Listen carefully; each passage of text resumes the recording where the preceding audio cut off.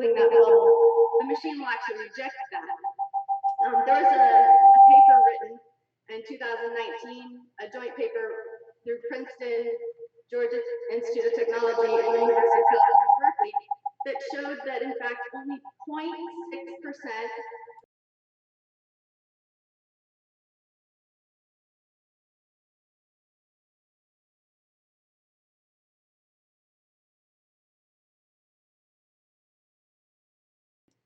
machines have an error rate of 2.5 to 3.7%. So that argument that, oh, people are terrible at filling out their ballots, that's actually not even true. So hand-marked paper ballots really are the very best record of voter intent. And, you know, one of the things I heard a lot in North Carolina— One minute, Lynn, sorry, 1 minute, dear. One of the things I heard a lot in North Carolina was that elections officials didn't want to go back to the 1980s. They wanted to be seen as being people are terrible technically savvy. And as an aerospace engineer, I really love cutting edge technology, but it doesn't belong in every process. And what I will say is that really hand-marked paper ballots, they're not a step backwards. They're really the smartest way forward. Thank you so much, Lynn. Thank you very much. Our next speaker is, and I apologize about the time. I could listen to all of you much longer. We want to stay efficient so we can have some time for some questions at the end. Thank you. Our next speaker is Reverend Dr. Anthony Spearman, who is the president of the North Carolina NAACP, a longtime civil rights activist.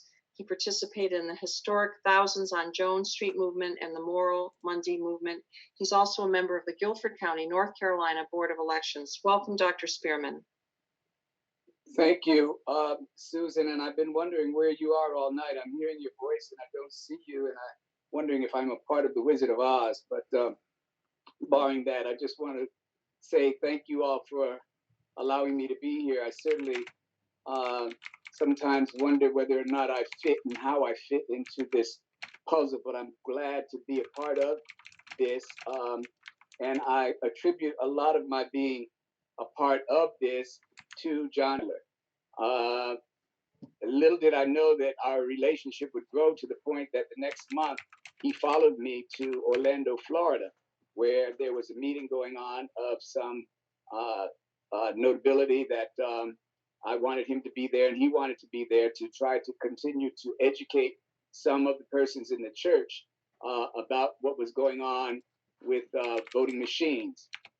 And so I also, one of the things that had happened with me as the North Carolina State Conference of Branches president, I was told by a few people that I didn't need to get myself involved as an election official, as when I offered myself to be on the Board of Elections in Guilford County.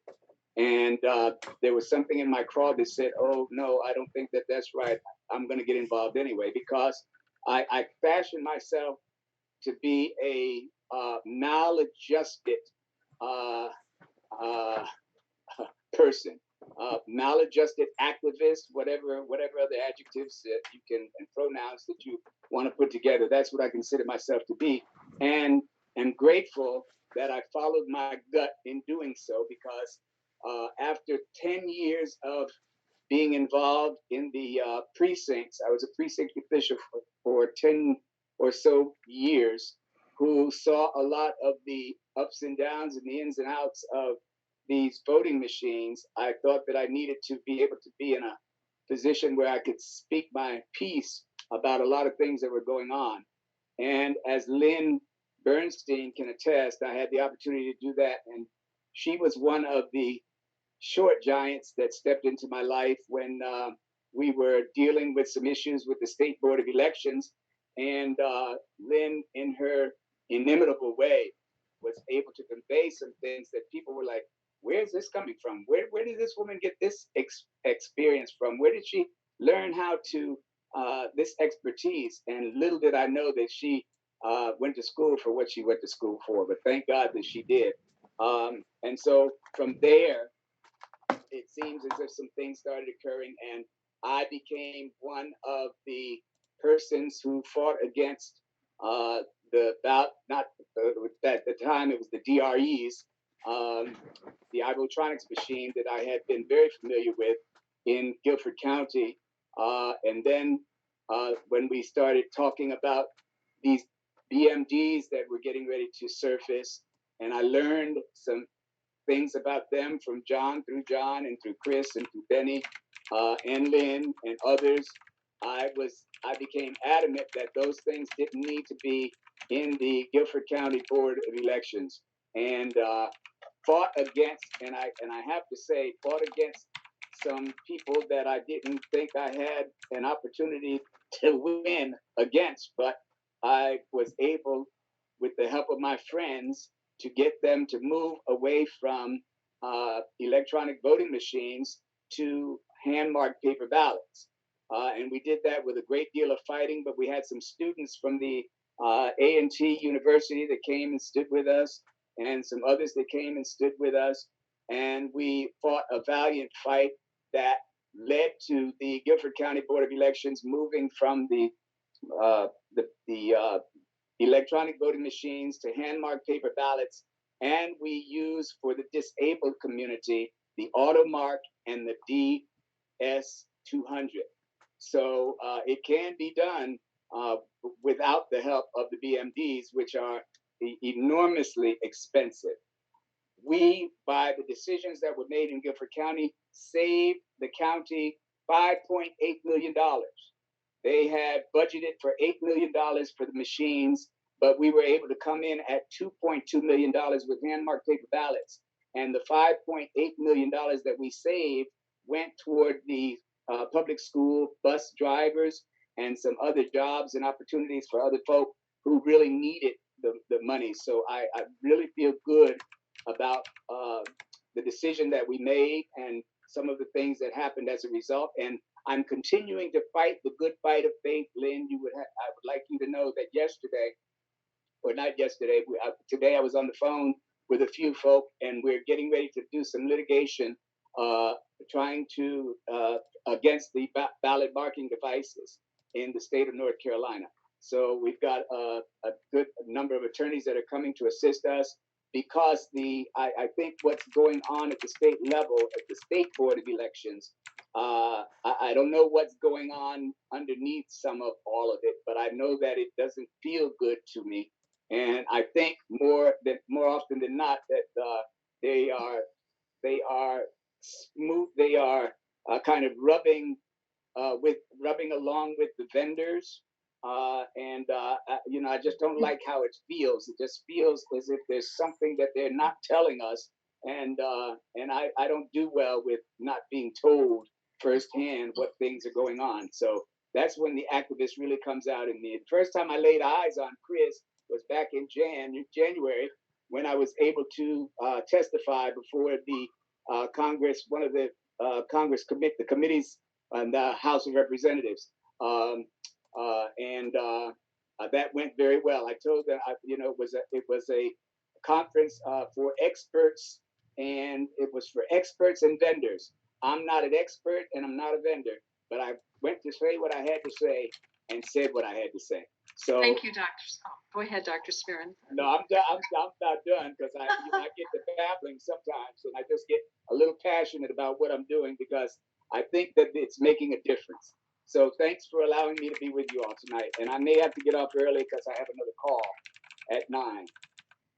Dr. Spearman, thank you so much. And Dr. Spearman testified recently before the House Administration Committee on Election Security. And we appreciate you, Dr. Spearman, and everything you're doing, and so glad that you have joined this fight for hand-marked paper ballots and against these ballot marking devices. Okay, well, don't thank me. As I said, thank John Brakey. Well, John Brakey is our next speaker, as it turns out, and John's going to give us a brief, which is very difficult for John, and I say that with all due respect and admiration and love for John. He's going to attempt to give us a brief overview of the financial side of ballot marking devices. John, again, is the founder of Audit USA, a longtime advocate for transparent, trackable, and publicly verified elections. Welcome, John. Well, listen, it's a pleasure to be here, and thank you, Dr. Spearman, and I want to thank everybody for joining us.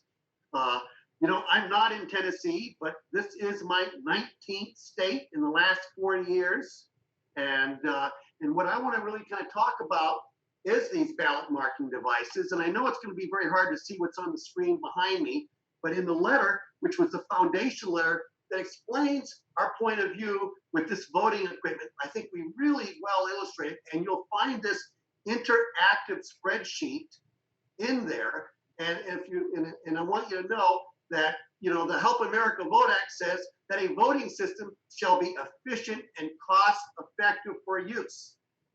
In this system, in the estimates that I've worked up, and also Garland has worked up a separate estimate, and I also did this in North Carolina. You know, when we go to North Carolina, there was 27 counties that had the iVotronic DRE. We call it the push and pray machine. It was thrown out of Florida in 2007 by Governor Christ. Terrible, terrible machine. They tried 3 different times to get rid of it in North Carolina, kept passing laws, but for some reason they kept staying, okay? And so, but anyway, getting back to it, right now, what they're talking about doing is basically buying a ballot marking device to mark a ballot that goes into a digital scanner. I want you to know that every $1,000 that they spend towards this equipment, $700 goes into replacing this, a pin. And you know, my friend Lynn Bernstein had these made up, and you know, some vendors charge up to $4,180 for this thing, ballot marking device. This one costs 8 cents each. If you look on the screen, the estimate that I put together is about $8 million, and that is considering that 80% of the voters will be voting out of your total of 579,000 as an estimate. 60% we see that will probably vote from data is from early voting at early voting centers. And if you went with these ballot marking devices, you would need approximately 1,400. And these ballot marking devices, as you know, are touch screens. And you know, we definitely believe that there's 2 possible viruses here. One that you can catch from the screen with this epidemic, okay? And then the second one is a fraction magic or some kind of a background program. And that's how I met Benny, was many years ago. I was on the team. I had the largest selection of databases, and that's how we got into this. But anyway, this sheet is interactive, and you can go ahead and play with the numbers. We use this in North Carolina. That's where the format came for this estimate. And what you're seeing in orange is everything to do with a system that you have a ballot marking device, and then you would have a digital scanner that card receipt goes into, and it counts. It does not count the names on the bottom of the card. It counts a barcode. And just like Reverend Spearman said that, hey, you know, he reads a little bit of Greek, Spanish, and of course English, but he doesn't read barcode. And I don't think anybody here really does. And that barcode could be played with. You know, you can have that same barcode in a Circle K store and buy a gallon of milk for $3.99, or you can find that barcode with the same product in a food store and buy that gallon for $2.99. There's a lot of things that can happen. You know, it's a very insecure system, and you know, they call this ballot marking device the good son of the DRE, and I don't believe it from what we know on it. But anyway, as you can see with this estimate sheet, is that you're talking about 8 million, and that doesn't have electronic poll books and some other things. This is a very conservative estimate. I'm typically 15 to 20% below what you're actually probably going to spend. And you can see with hand-marked paper ballots, you can go with 2.3 million. But I want you to know that the biggest argument that these people make is that they like to tell you that you're going to save money in the long run. You are not going to save money in the long run because of the licensing cost. You buy the machine, and then you have to buy a license to run it every year, okay, which is somewhere probably between $35 to $55. You got to get into a maintenance department. They say you're going to save money on printing ballots because you're not, but you're still going to have to print ballots because you have some vote by mail, okay? And I want you to know that a ballot typically costs about 24 cents each printed. Now, you're going to buy cardstock off these people, and it's going to range between 16 cents per cardstock to 9.5, depending upon the size. Okay, so if you add all this up, you're not going to save any money. Okay, you're going to go in the hole, and you're going to wind up making these vendors a lot more money. Okay, and plus you can, like Lynn said, you're not going to see voter intent. You know, these card stocks could be gamed and changed, and you wouldn't know. And that is the problem with it. So basically, you know, I think I've talked enough, and I encourage anybody to go to the foundation document for this meeting. And also, you'll find a link to this sheet, and you also will find that Garland, I've attached his cost sheet, which he had a different way of coming to what we're doing, and he does have electronic poll books. And so I think you're going to find this very helpful. But in closing, don't let them wind up, these vendors, going ahead and winding up pulling a hustle. You know, Train and me and Lynn, we'd be in North Carolina now working on a documentary because we followed the vendors around the state, and we found that the ES&S particular was corporate hucksters, and they were saying things that were totally untrue about voting systems, talking about the great error rate with hand-marked paper ballots, and people don't know how to fill bubbles. And we also found there that what we did there was very helpful because, you know, a lot of times these election boards are people off the street who are appointed, and they're following an authoritarian leader, and there's a lot of groupthink going on. And I used to be a psychotherapist, so I'm really good at breaking up groupthink and getting people to think for themselves, because basically it's really better to understand than be understood. And that means understanding exactly what you're getting into. I sat in meetings and I had people say, gee, we want to buy that white machine, okay? You know, the one that has a ballot come out of it. I mean, this is the kind of knowledge that they're sharing. And in this document, again, it's all there. But anyway, thank you all for listening to me. And I hope to be in Tennessee, staying at Benny's house. I hear he got a big place, he's got a beautiful family. Thank you again. Thank you, John. Dr. Warren, you can continue from here. Thank you very much, Susan. You know, I think one of the things we're thinking about now, just as a country, you know, we've had problems with people getting into our national elections and affecting it, and it looks like there are a number of players there. We know that we've had systematic efforts to sort of suppress voting. And if we have an electronical means to suppress voting where we have no control, it makes all of our citizens less likely to trust our democratic results. And to survive as a country, we have to have people believe in our elections. So I am really, you know, I've learned a lot just listening here. But my gut feel that we should all be marking a ballot is even more, you know, entrenched after listening to our panel tonight. And I think we should try to proceed to do what we can as local officials across the country to bring it back to paper and to make it, let's save some money. Let's make it real.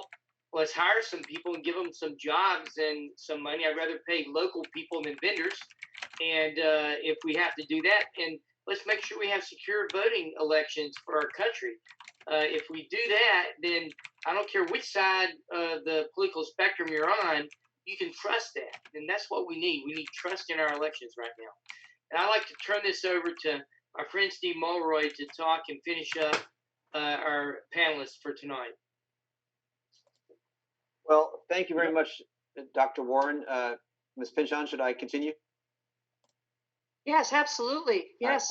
Thank you very much, Ms. Pinchon and Dr. Warren, for introducing me. You know, I mean, it's been an impressive array of experts from different parts of the country with different areas of expertise. They're all sort of converging towards the same result here. I'd like to kind of point out to any local people that are listening that this event should be clear that there is a widespread consensus among election security experts nationally that hand-marked paper ballots are superior from a election integrity perspective to ballot marking devices.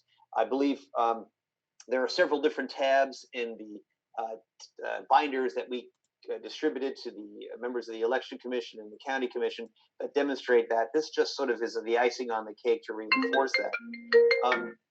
I'll also point out that from a local perspective, those of us who are here in Shelby County know that there's a real issue with respect to voter confidence in the integrity of our elections. And that was demonstrated last Wednesday, April 1st, when the Election Commission had a meeting like this, and the phone lines were literally flooded. They had to start over again and reopen the phone lines because there were so many concerned citizens. And during the public comment period, there were well over 100 impassioned comments for hand-marked paper ballots and only a half a dozen for ballot marking devices, and many of them had some sort of connection to our election administrator, Linda Phillips. All of this to say is that I think it is clear that if we're going to maintain public confidence in our elections here in Shelby County, we need to A, go with the hand-marked paper ballot system, and B, do it now.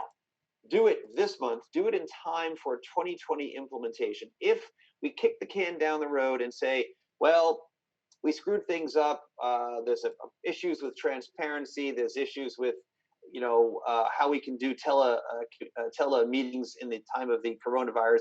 Let's just decide this in 2021. I think that will even more exacerbate the lack of public integrity that we have in the current elections. Now, I'm not going to go over things that have already been said by others. We had some information about cost savings. I'll just mention that there is really no dispute that in terms of initial outlays, we're going to be saving something like $6.5 million this fiscal year by not having to buy 1,100 expensive ballot marking devices instead of 160, one per precinct for our disabled voters. That's money that can be used right now to fill the deficit that we have in Shelby County. Those of us who have been paying attention know that the Shelby County Commission, our funding body, is really struggling now with a loss of revenue because of the coronavirus situation and a deficit that needs to be paid. I know that there have been some objections to hand-marked paper ballots from, for example, Senator Kelsey, who had concerns about the human error involved in filling out paper ballots. Now we know Ms. Bernstein has already showed us studies that show that is not the case, that you actually have less voter error with hand-marked paper ballots as opposed to ballot marking devices. We ourselves locally did a survey of what the national empirical studies were on this question. And those studies, which we sent to the Election Commission and the County Commission, show that there's really no difference in terms of what experts call the residual voter rate, the number of top of the ballot choices that are not shown by a voter, suggesting that there was some sort of voter error going on. They're really roughly comparable in either a DRE, computerized touchscreen situation, or a paper ballot situation. I know also you've heard some national objections about voter fraud with paper ballots. There's no shortage of empirical studies that show that those states that have no excuse absentee balloting, or the 5 states that just vote by mail entirely, have no higher incidence of voter fraud cases or voter fraud allegations than other cases that are other states that are using more touchscreen approaches.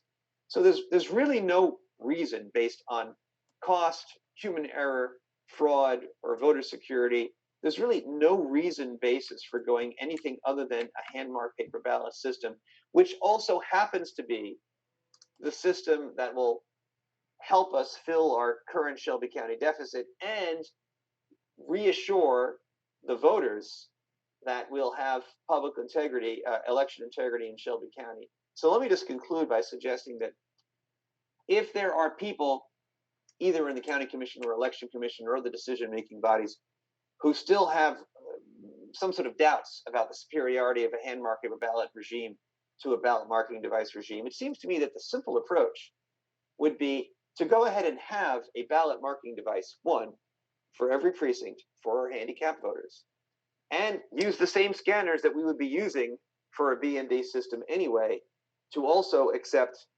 hand marked paper ballots, and then have a compromise system in which every voter can show up and say, I want to use a hand marked paper ballot, or I want to use a ballot marking device. There's really no reason not to go that way. And it seems to me that would kind of make everybody happy here, and it would still save $6 million and still give us the kind of election integrity that I think everybody here very much wants. So I'll just conclude with that. And thank you very much for the opportunity to speak. Steve, I think one of the things we need to talk about is COVID. People are worried about transmitting, the virus and things along that line. Right. And, you can just as easily clean a pen as you can clean a touch screen. Probably you can do it a little bit more effectively with less alcohol or cleaner. So I think that should be a non-issue as we go forward with this. And actually, Dr. Warren, I'm glad you reminded me about that, because I think the coronavirus situation really changes the equation here and gives an additional reason for moving towards hand marked paper ballots. I believe you were the one, Dr. Warren, that educated me on this. And the coronavirus is apparently going to last one day on paper, but it could last 3 days on touchscreen machine surfaces. So given that you're saying it's just as easy to clean a pen as it is to clean a touchscreen, it would seem that the coronavirus equation would tilt heavily in favor of hand marked paper ballots. I plan on carrying my own pen, and I think it's a reasonable thing. Most people have a pen. If they don't, let's give them clean pens. Thank you both so much. And I have gotten a message from George Munger, who's also from Shelby County. He was not a scheduled panelist, but he has something he very much wants to address. And I'd like to thank Steve Mulroy and Dr. Warren for their recent comments. I guess I'd add one thing, which is too much cleaning of a ballot marking device of the screen might actually damage the screen at some point. And secondly, hand sanitizer, which people might well use after using the touch screen, will erase the ink on the ballot summary card that's produced by the ballot marking device. That's thermal paper. And Lynn Bernstein, that was going to be part of her presentation, I thought, but she actually did a test on that.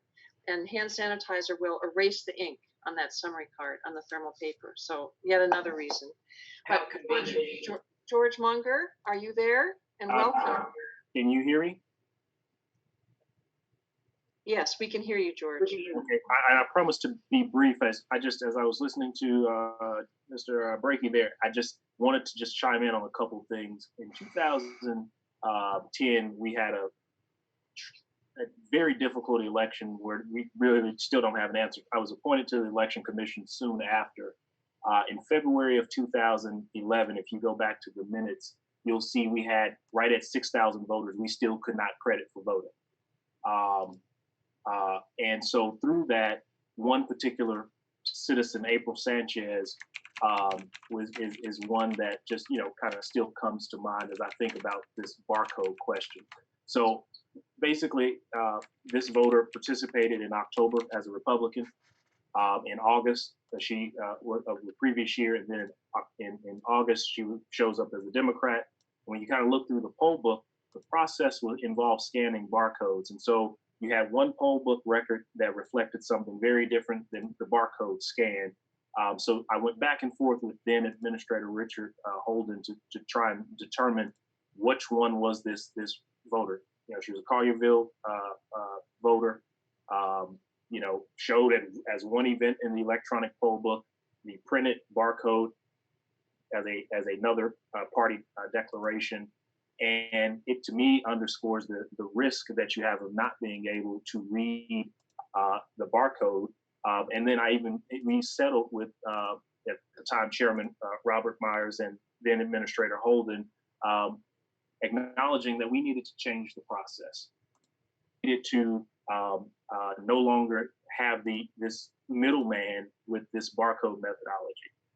So again, that's just one instance, and that was back in 2011. Another, I guess, thing I just wanted to point out is from a cost perspective.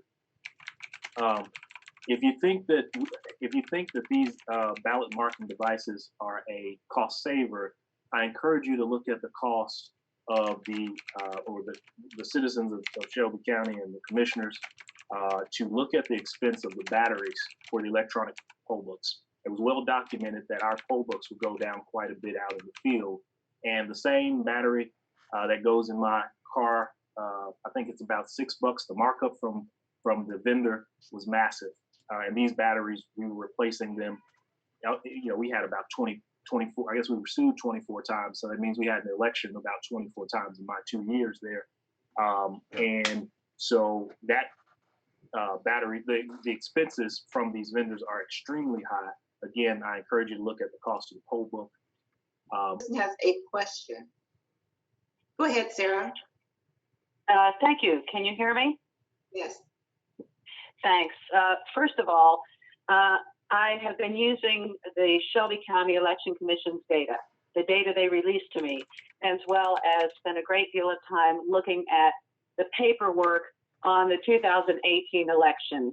And I was very, very concerned because when I took one set of data, the daily early voting from many places, but one place in particular, it turned out that the tapes that showed how many people voted early voting at that place did not match the data of how many people voted from that place who had actual precincts. So I don't know who those ghost voters were, but because of the kind of system they use, there's no way to reconcile why there would be fewer people voting with a precinct than who actually voted on those machines. So that got me thinking about security. So if we have the ballot, the ballot on demand printers, will they also keep track of how many ballots from each precinct are being printed out so that we have an additional security check? In other words, that if we have only so many ballots coming from a particular precinct being printed out, but so many more being counted off somehow, then clearly something's wrong. So it just stands to reason that having the print on demand ballots by precinct give us an extra security check. So I think that that's a question, for one. And two, my husband and I were in Durham County for years, especially during the Jesse Helms, Harvey Gantt senatorial campaign. And we witnessed a strange failure of the DREs in our particular precinct, heavily African-American in Durham. And it occurred to me that what can be useful, how that can be useful for us is, should there be any disabling of machinery, it seems like it's far cheaper to have backups for the ballot on demand and the scanners. Can you hear me? Yes, and we need to know your question also, Sarah. Thank you. Okay, well, the first is about the ballot on demand. Will that give us a precinct count that we'll also be able to check as security? So that's one question. I could answer that. Is that I am a fan of ballot on demand, using it at an early voting location because you would have multiple. But at a precinct, they should print the ballots and have them set there. That would be less expensive because they can print them in bulk and put them there. Early voting, you need to. Now, ballot on demand tracks all the ballots with a counter. You can see how many ballots they printed, and they should handle it just like anything else, is that, how many ballots were printed, how many ballots were used, how many were spoiled, and track that. And that should be on the daily reports is what it should happen on that. So basically, yes, ballot on demand is a good thing in order to save money and not have waste of ballots using it early voting. At a precinct, I would not recommend it at all. You should be able to know what's coming and have extra ballots printed for that precinct. Thank you. And I guess my final Sautter, I think it's an important question, if I could. Yeah, John, can I just add a little bit to that? Yeah, please do. Yes, Scott. In addition, as you mentioned, the ballot on demand system can be. Could you introduce? Go ahead and tell people again who you are. Okay, so I'm Garland Favorito with Voter GA. I just wanted to add a quick comment to what John said. That the ballot on demand system can also be integrated with the voter registration system. Therefore, that's also an additional security feature of those. And I'm glad that was a fabulous question, whoever asked it, because there's not enough attention on ballot on demand. The other thing that is very attractive about that is it eliminates the issue that the elections directors keep arguing, which is they have to pre-print the ballots and they have to have a certain number already pre-printed. It costs more. They have to track them, and they're always complaining about that. So the interesting thing about ballot on demand is it takes away that argument. The elections directors are much more likely to go for a hand-marked paper ballot solution if it includes ballot on demand at most of the polling locations, like the early voting. So that's something. There's really three options, and I think that we as election integrity folks miss that. There are three options. There are hand-marked paper ballots, there are ballot marking devices, and there's ballot on demand. So I'm glad that that question came up, and I think we should keep a whole focus on that, because that takes away a lot of the arguments that people make against hand-marked paper ballots. Thank you. Thank you, Garland. Thank you so much. I'd like to, Lynn Bernstein, let me know that she has a couple more comments that she would like to make. I'd like to take one more question, and then we're going to call it a day. Thank you all so much for participating. Let's see, why don't we, Lynn, would you like to make your comments quickly? Then we'll take another question, and go ahead, Lynn. Just make this, we're running a little over, so I know you'll be concise. So go ahead. Thank you. So what I do want to say is that we talked about voter confidence a bit. Voters are confident with a system of voting that they can understand. People understand hand-marked paper ballots. They don't understand the complex machines. And I think when you're putting a machine between them and their ballot, it makes people very nervous. The other thing I would like to say is I think an election official's worst nightmare would be people in line on election day and the ballot marking device breaks or glitches, and there's no real way to recover an election if a lot of voters come to the election officials and say, hey, when I looked on the screen, it only showed me half of the races that I was supposed to be voting for. With a hand-marked paper ballot, you have the original physical record of what the voter actually saw and voted on. With a computer, there's no way to know the ballot marking device what choices were actually given to the voter. And so you really can't recover an election if something goes wrong with those computers, with those ballot marking devices, but you can recover an election and mark paper ballot.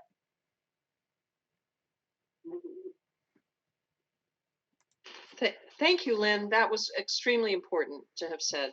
I'm going to make one quick comment because I haven't heard it specifically addressed, although I think it was mentioned briefly in just a couple sentences, that just like the touchscreens that you have in Shelby County right now and have had for many years, the ballot marking devices can only be used by one voter at a time. Whereas if you have a pen and voting booths, you can hand out many, many pens at one time. But each ballot marking device costs a huge amount of money. So if you have a line of people at the door and you only have 2 ballot marking devices in your precinct, there's going to be a long wait. Whereas you could hand out many, many pens to those people. Ballot marking devices and touchscreens are used as a form of voter suppression.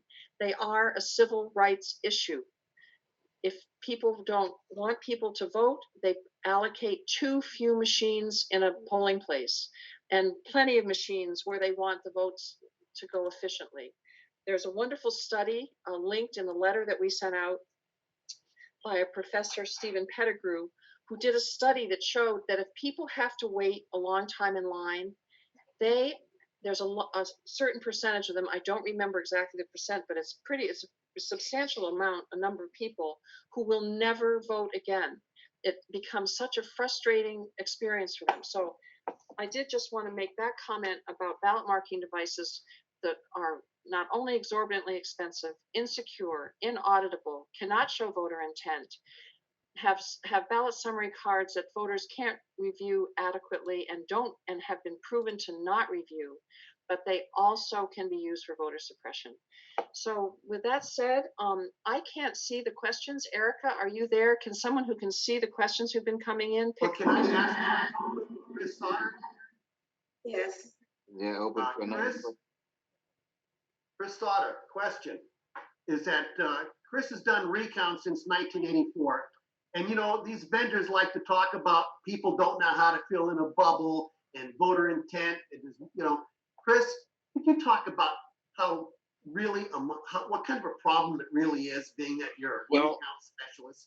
You're really talking about a very small number of ballots that are in dispute because of voter intent. In other words, they may have marked a check outside of the bubble or the circle or the oval, or they may have written in their choice.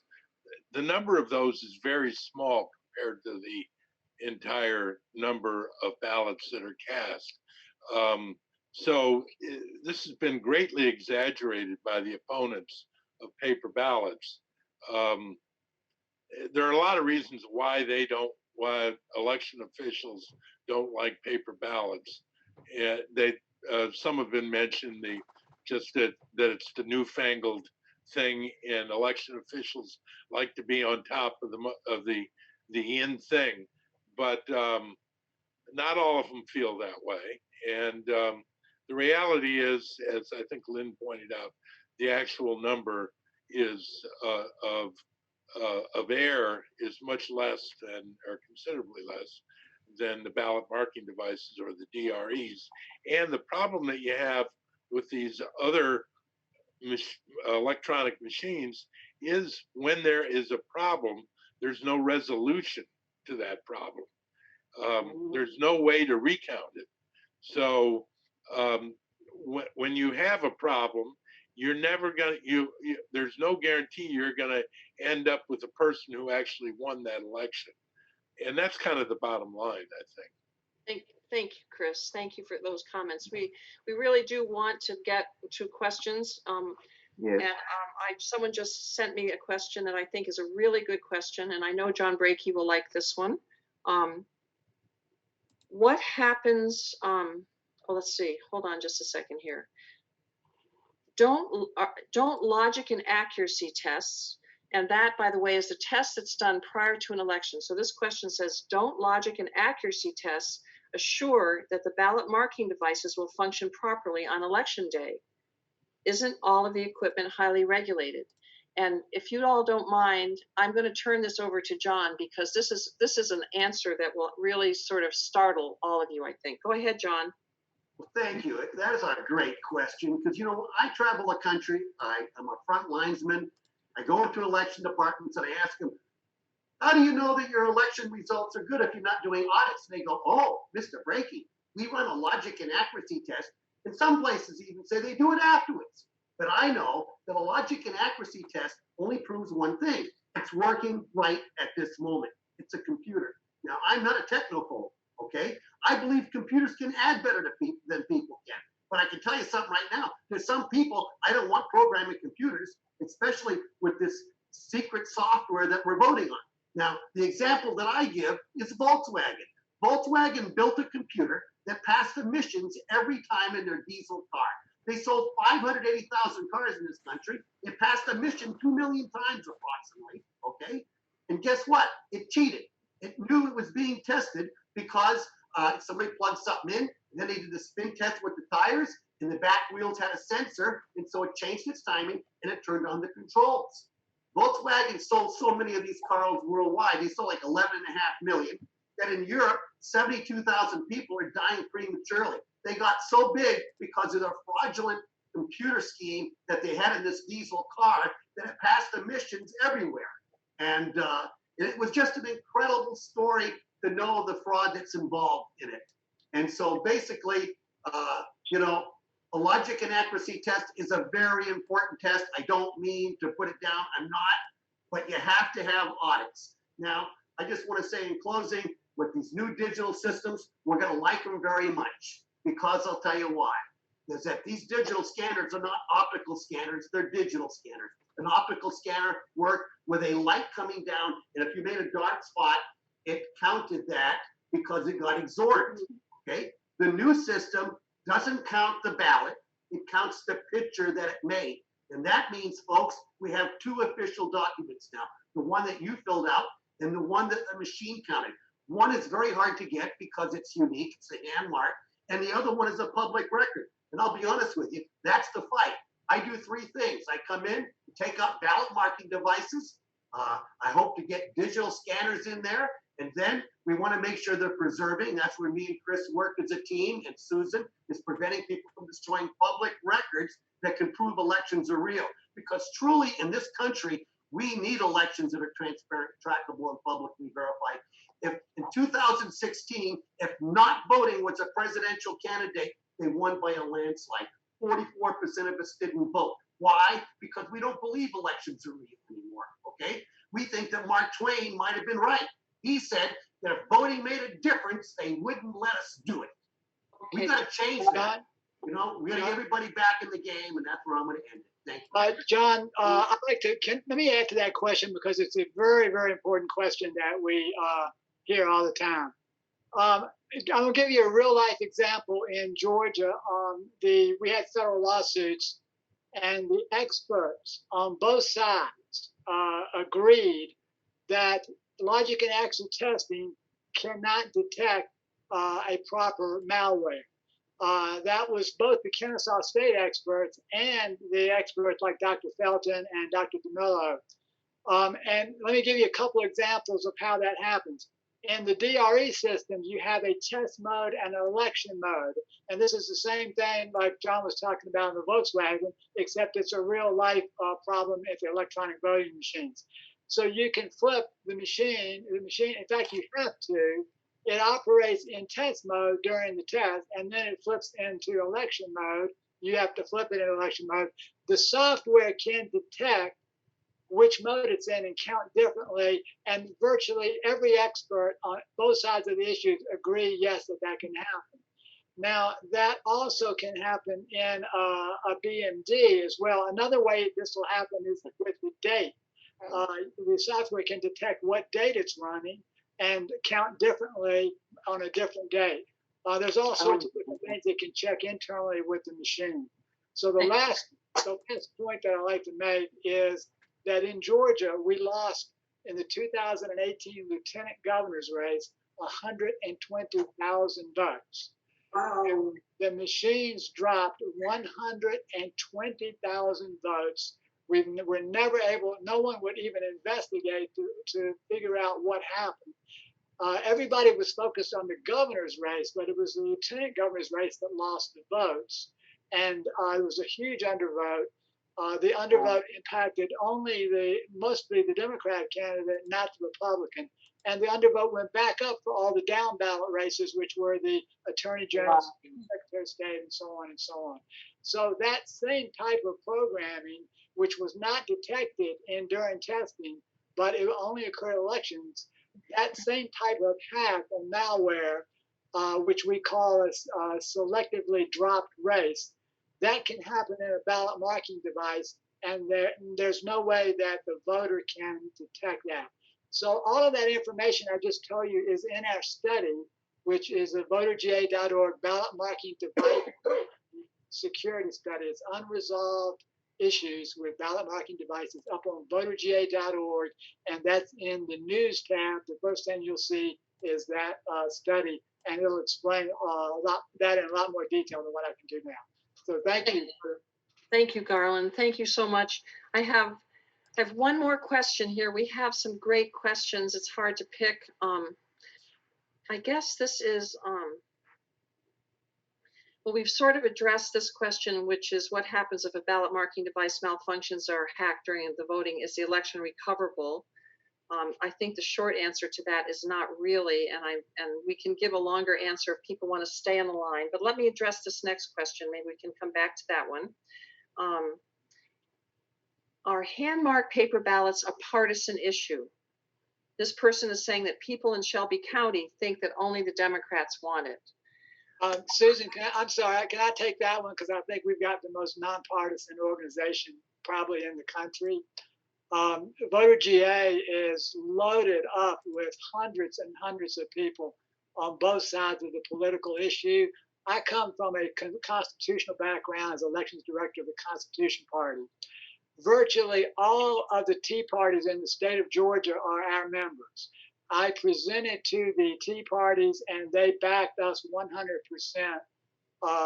The chairman of the biggest constitutional organization in Georgia called Madison Forum is an election official, not election official, but he's an official in the Republican Party. In addition to all the Democrats and the progressives, and we also have libertarians, constitutionalists. So we are jam-packed with conservatives. And the reason that we have so many conservatives are that they think they're being cheated in the primaries. So it's not just a Democrat-Republican issue. It is an issue for everyone. And the primaries are just as big a focus as the general election. So thank you for that. Thank you, Gerwin. And yes, most definitely, hand-marked paper ballots are not a partisan issue. The reason for hand-marked paper ballots is that election security experts agree, and in the letter that we've sent out, there are some excellent reports by people who are not only election experts, but they're also computer scientists, stating that hand-marked paper ballots is the only type of voting system that is truly verifiable, because the voter is verifying as they're filling out the ballot. Whereas on every other type of voting, there is a computer between the voter and the eventual vote, and no way to know that the voter's intent is being reflected by what the machine is stating. So yes, it's definitely, if anyone else wants to speak up about that, but hand-marked paper ballots are the furthest thing from partisan. They are the secure, reliable, and least expensive way of voting, and the way of voting that does not end up suppressing votes by having too few people being able to vote on those machines. Thank you. Now you get a question in. Oh, this, just to address the cost quickly again, because this is another question about that. I listened to the Shelby County Commission meeting the other day. There's between a $6 and $7 million shortfall already in the Shelby County budget. He was asking, the chair of the commission was asking department heads to make significant cuts in personnel and other expenses because of COVID-19. The shortfall is going to be even greater. Here we have almost exactly the amount of the shortfall in the difference between hand-marked paper ballots and ballot marking devices, a savings of approximately $6.5 million that can go back into the general fund to help make up that shortfall. This should be a no-brainer. To spend that money now with all the faults of those ballot marking devices would really be not a responsible action on the part of the Election Commission. I know the county commission has already voted in favor of hand-marked paper ballots, but the Election Commission needs to understand that the will of the voters, and to serve the voters of Shelby County, they really must go with hand-marked paper ballots. Thank you. Okay, I think. If I could just say one thing is, John, you can end. John, you can end. We're going to end after John's remarks. Let me just thank. Say one thing is that I want to thank everyone. John, just 1 minute. I'm going to let you end, but I just want to thank some the other people who've joined the call, the public officials who are on the call, Election Commissioner Benny Smith. Thank you so much for being here. This is just the beginning of the discussion. I know that people are passionate on this subject, and John, we'll let you wrap it up here. Thank you all so much for being here tonight. Thank you, Susan, and thank you, everybody. And I also just want to introduce one other person who's here, who is a tremendous election reporter across this country.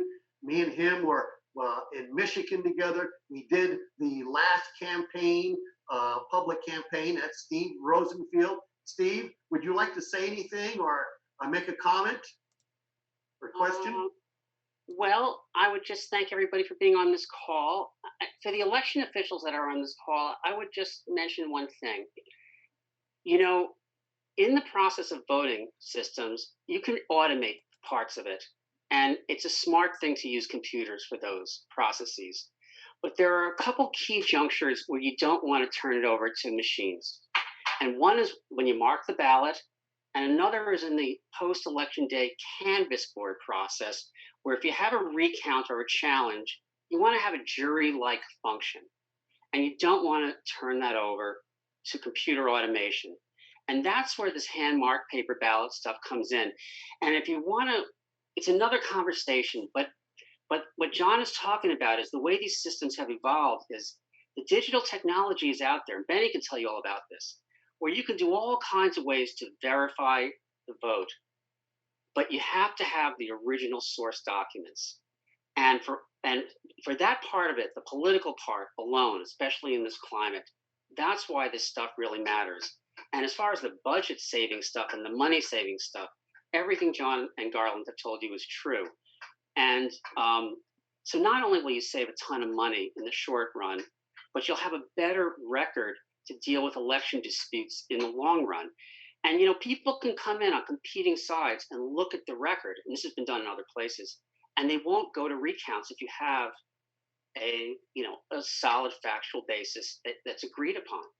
So that's all I'll say. Thank you all for listening. But you folks that are out there, that are the county officials, the city officials, you don't want to surrender that jury-like role that you have after election day to decide real disputes. And computer automation basically preempts it. And that's all I would add. Thank you. Thank you all. We're going to end this forum. Thank you all for participating. Thank you again to the sponsors. Perhaps we'll do this again and continue this conversation. Thank you all so much. Have a great night. Thank you, Susan, very much for doing this. Thank you. Thank you all. Take care. Thanks, y'all. Everybody. Thank you, Very everybody. grateful to be here with you. I hope to be in Tennessee with Benny, working with him on this stuff. Come on down for some barbecue. Come on down, John. And I'm looking forward to meet you, Steve. I've watched some videos. You're spectacular. You really are. And as well as I've been tracking ever since 2008 when Jim March came in there and we were working together back there with Black Box. If I could, John, if people jump off the phone, if you guys want to keep talking to people, I know you guys had a strict time, but there are other problems too. I've had the privilege of going to some of these forums and being on the other side. Obviously, I'm not. Even though I know everybody on the call, I'm not the organizer of this call. This is Erica Sugarman and Steve Mulroy, right? Those people are doing this, but I do want to acknowledge that we do have such an official on the phone and give them a time to speak if they wanted to. We got Commissioner Brent Taylor, he's an election commissioner. He's my colleague. We got G.A. Hardaway, who's still on. And He's one of the sponsors of the call, G.A. Hardaway. Yeah, these guys want to speak. I think we would give them an opportunity to speak. I'm kind of like hijacking it. I'm sorry, Erica, but I just want to give those guys an opportunity. Brent and Gia. So we also, John and I both have got studies that cover both the initial cost of the machine and the ongoing expenses, which you get into the maintenance, the licensing, the testing, the logistics of moving all those things around. But another interesting point that you made that is the lawsuits. Georgia is spending, we've spent at least $500,000, we probably have a couple $1 million in lawsuits just on the machines. So the state has spent several $1 million in defending the lawsuits, and they're also are going to end up having to pay the court costs for the plaintiffs because plaintiffs won a ruling last year that the DREs were unconstitutional and they were being banned, and that could be several more $1 million. So that's a great point. And of course, Georgia was not prepared to think that they were going to spend multi-million dollars in not only defending the lawsuit, but losing the lawsuit. So great point, great question. If I could pose for you, Garland, was that Coalition for Good Government? Was that Marilyn Marks? Yeah, that's right. That was the lawsuit that won last year. And they defended our lawsuit before that. We had a lawsuit that went to the Georgia Supreme Court years ago, and we lost in the Georgia Supreme Court. We learned we had more violations. We thought it'd be better to sue in Georgia court because we had more violations. But it turns out you have so much politics in this kind of a lawsuit, you need to take it to federal court. You have a better chance of winning. That's something I see some former commissioners that are still on. I see Norma Lester. If she wants to say, I will say as a commissioner, I've actually been asking for the financials. I would like to see how much Shelby County. I know we've had a lawsuit every single year for a good decade. So I'm sure we got a pretty healthy number too. But I will be asking again as a commissioner for our data. And Benny, one more thing, we still have two more lawsuits pending against the ballot marking devices now. So in addition for voter privacy, or I think I've seen one. Well, actually, yeah, I'm sorry, I forgot that one. So there's three. There's one for voter privacy, and there's two for the unconstitutionality, because in Georgia picked the barcoded voting system that embeds all the votes and accumulates them, and all fit in barcodes, 100% unverifiable. So currently, in addition to all the millions and millions of dollars they've already spent, they still are fighting 3 lawsuits with our taxpayer money, which could be used for other things. I've been asked to ask Jackson Baker is a reporter from Shelby County. Jackson, do you have any questions? Oh, turn your microphone on, Jackson. Oh, Jackson, we can't hear you. Okay, here I am. No, Steve had asked me to tune this in. Interestingly enough, I had seen a notice of this meeting, did not know he was involved in it, and had written him earlier, wanting to know if he thought I should watch it. I've watched it. I've enjoyed every second, and I've learned much about it. And I will ask him persistent questions about things I don't quite grasp just yet. We're happy to answer anything now if you have any questions. Anybody else? Mr. Taylor, Van Turner, I see you're on the call. Welcome.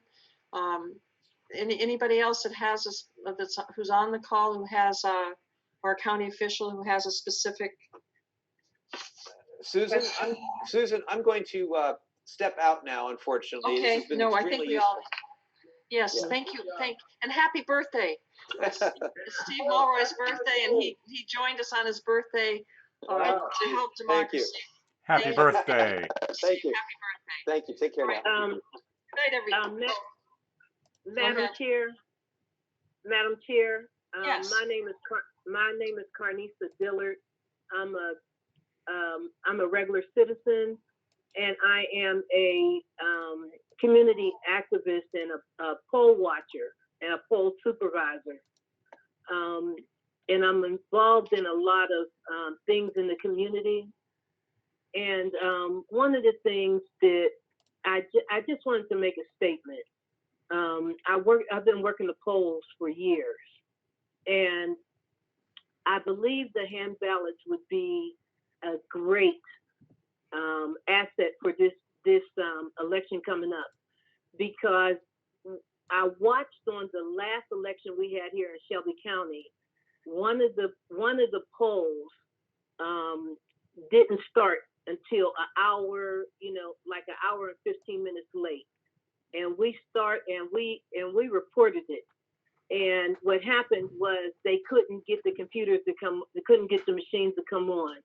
And they called their inspector, and it took her a while to get over there in the Hickory Hill area to try to get it on, and she had trouble getting it on.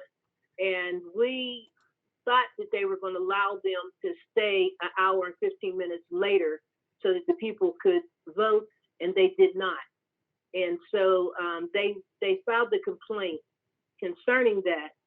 But if they did have the hand ballot, then everybody could start on time and wouldn't have to be waiting for these, for them to get the computers up, make sure that everybody was, was all running. And some of the other places had started late, and we wouldn't have these problems. And speaking from, someone that's on the ground working, and how we have the poll supervisors, I have a different set of eyes than most of the other people here, where I have the people reporting in. Are they open? Yes, are thank the you. signs saying go here, etc. Yes, thank you. That's a wonderful comment, and we do have to close the forum, but I want to close on that comment because that is true. If you have hand-marked paper ballots, people can still vote, and if the scanner breaks down, then the ballots can be run when the scanner comes back up. It does not stop people from voting. So thank you so much for that comment. Thank you all.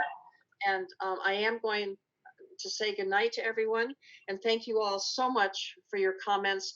We are all available to answer more questions. We do have a letter. Please ask for it if you haven't received it. It summarizes a lot of these points, even some that have not been made here this evening, and it includes a number of reports that I think the elected officials will find very beneficial. Thank you to everyone. Good night. Take care. Good night. Good night. Stay healthy. Stay healthy. Good night. Thank you. Good night. Bye. Bye. Susan, are you still on? John, I got a question for you. Thank you, everybody. I got a question for you and Train. How did you get your screen in the background? I have a green screen, is what I have. And I can change anything. I can do presentations, I can walk around.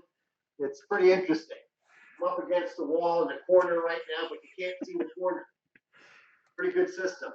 John? We're going to be doing a lot of this through the country because we can't travel. So now we're going to start doing forums.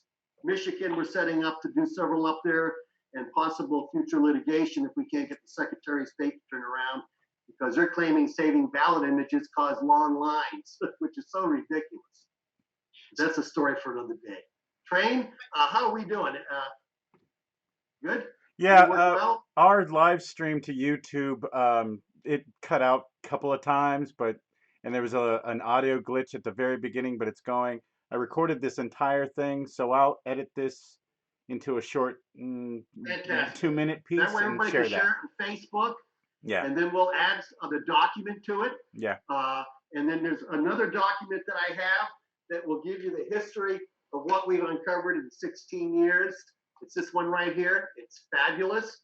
It goes into these logic inaccuracies. It goes into the games. You'll find all sorts of stuff. I love to be on the front line. I'm not much to being in an office. You'll find me on election night somewhere with Chris Sautter or somebody. Thanks again. So, Train, good job. Sure. Yeah, great job. Great job, Train. Really appreciate it. Yeah, it was my pleasure. Is there anything else? Hey, y'all still going? I know y'all still going. Sorry. Say that again. I didn't know y'all was still going. I hung up. Oh, hey, yeah, Benny. hey, oh my God, you turned the lights on. We can see you better. There you are. Hey, look, man. I know we still got a few locals on, man. I really appreciate you guys. I know I wasn't the facilitator of this, and I'm usually on the other side, in the trenches with you guys. But I got a different role. You're a commissioner now. Commissioner.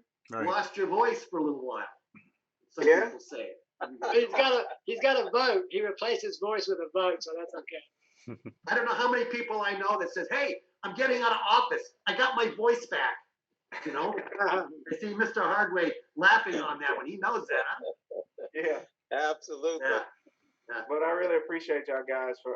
No, we appreciate you, Benny, because you've been there in Florida with me, in Berkeley, California, in North Carolina. It's great to bring you around with us. You're definitely a brother from a different mother. Yeah, you my guy. You my guy. GA is our main guy here, who's a legislator. He's actually the person one of the people that appointed me to the election commission. So he's one of my bosses.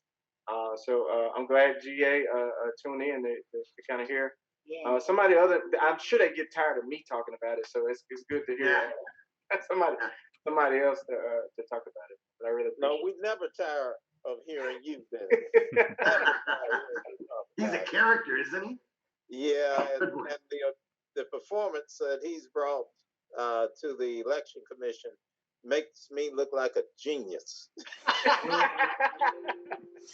He makes me look that way too. We got together at Mimi Kennedy's house, and I brought in the databases, and he taught me how to unrig an election because I covered Maricopa County for quite a few years, third largest county, and I know how they were rigging.